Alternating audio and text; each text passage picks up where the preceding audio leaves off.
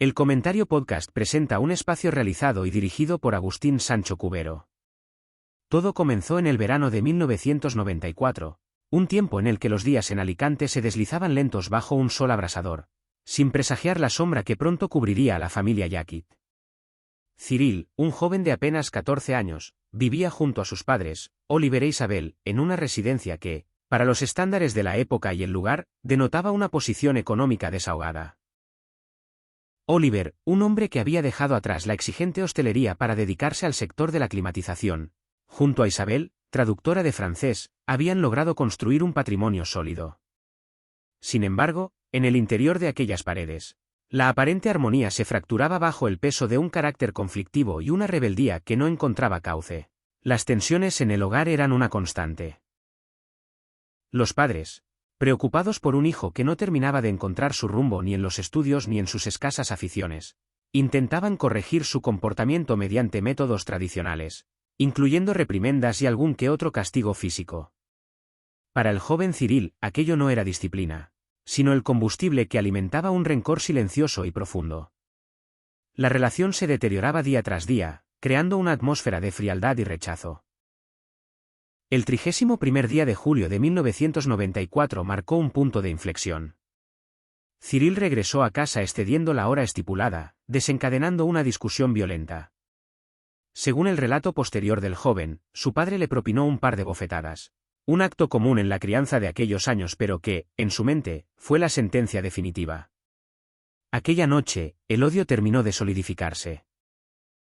Al día siguiente, 1 de agosto, Cyril se dirigió a casa de sus abuelos paternos en Ciudad Quesada, a 9 kilómetros de distancia. Actuó con una calma pasmosa, comiendo con ellos como si el mundo exterior no se estuviera desmoronando, ocultando que sus padres, a quienes mencionaba haber dejado en casa, ya no volverían a ver la luz del sol. El 2 de agosto, montado en su bicicleta, regresó al escenario del horror en Benijòfar. Al entrar, el joven desplegó la escena que cambiaría su vida para siempre.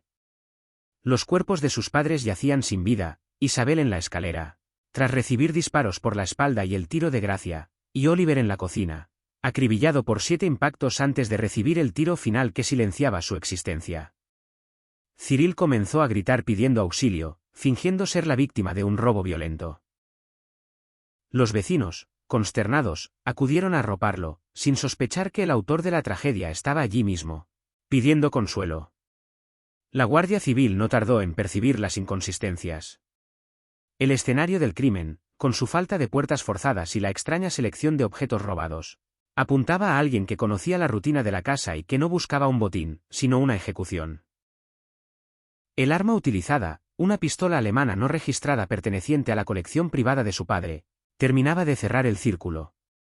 Durante los días posteriores, su comportamiento en el funeral fue el que despertó las sospechas finales.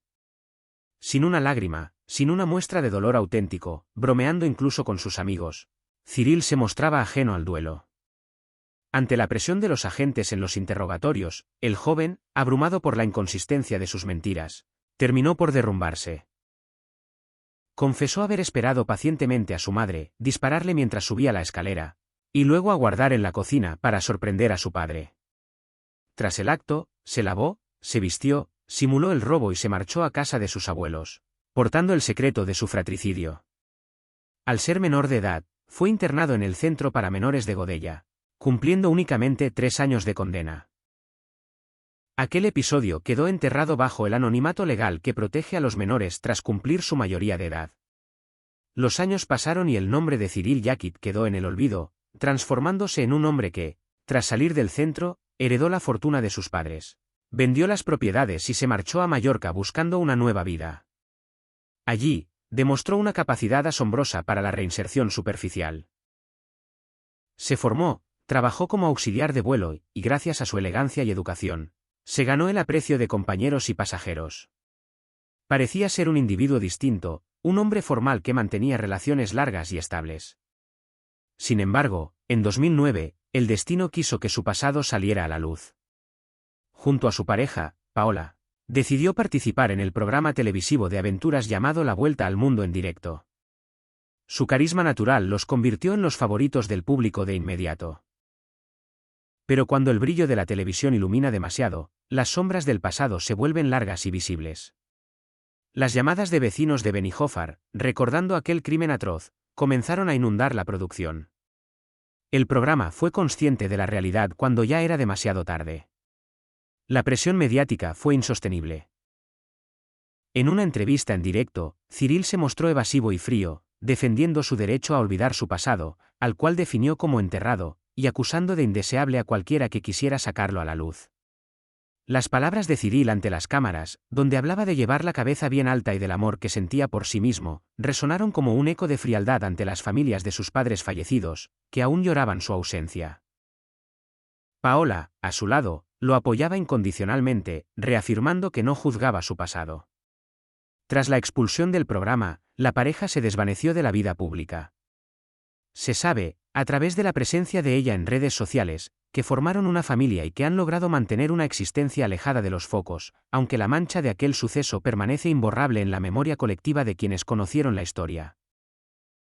La controversia sobre si un joven capaz de cometer tal acto puede ser plenamente reinsertado en la sociedad sigue siendo un debate abierto. Cyril cumplió su condena legal, pagó su deuda ante la justicia, pero el juicio moral es un peso que cada individuo debe cargar bajo sus propias sombras.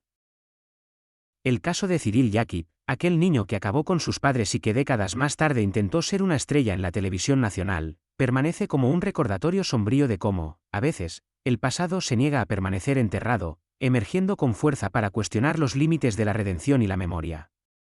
Espacio realizado y dirigido por Agustín Sancho Cubero. Gracias por su atención, hasta la próxima edición del programa.